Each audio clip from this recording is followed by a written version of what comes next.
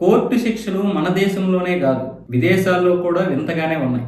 చైనాలో హెనాన్ అనే ఒక ప్రావిన్స్లో లియోనా అనే ఒక ఆవిడికి గనాఫీ అనే ఒక వ్యక్తితో 10 సంవత్సరాల క్రితం పెళ్ళయిందంట. వీళ్ళకి ఒక పాప కూడా ఉంది. అంతా బాగానే ఉంది. అతడు స్థానికంగా ఒక బొగ్గు కంపెనీలో టీం లీడర్గా పనిచేస్తున్నాడు.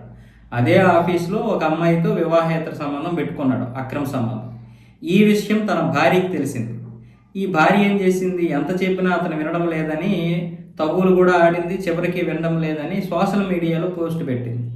పలానా నా భర్త పలానా కంపెనీలో చేస్తాడు, టీం లీడర్గా ఉన్నాడు, వీడు నా జీవితాన్ని నాశనం చేసేసి వేరే అమ్మాయితో కొనుక్కుతున్నాడు అన్న విధంగా సోషల్ మీడియాలో పోస్ట్ పెడితే దానికే అతను నాకు పరువు నష్టం జరిగింది, వ్యక్తిగతంగా పరువు నష్టం జరిగింది కాబట్టి నాకు న్యాయం చేయండి కోర్టులో కేసు వేశాడు.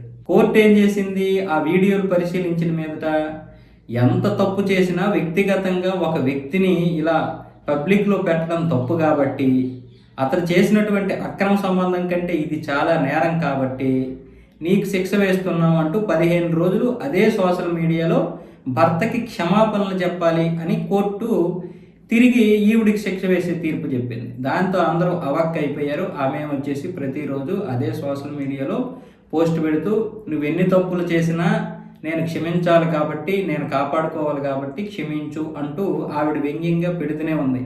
గత 15 రోజులుగా ఈ విధంగా పెడుతుంది. ఇప్పుడు ఇది చైనాలో చాలా వరకు వైరల్ అయింది.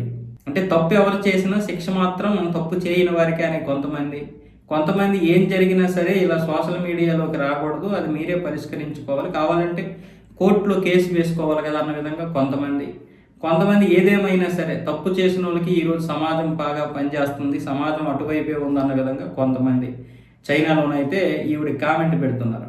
మొత్తానికి దీనివల్ల ఈవిడికి ఇంచుమించు ఒక 5 లక్షల మంది ఫాలోవర్స్ పెరిగారు. ఈ విధంగా ఉన్నాయి కోర్టు తీర్పులు.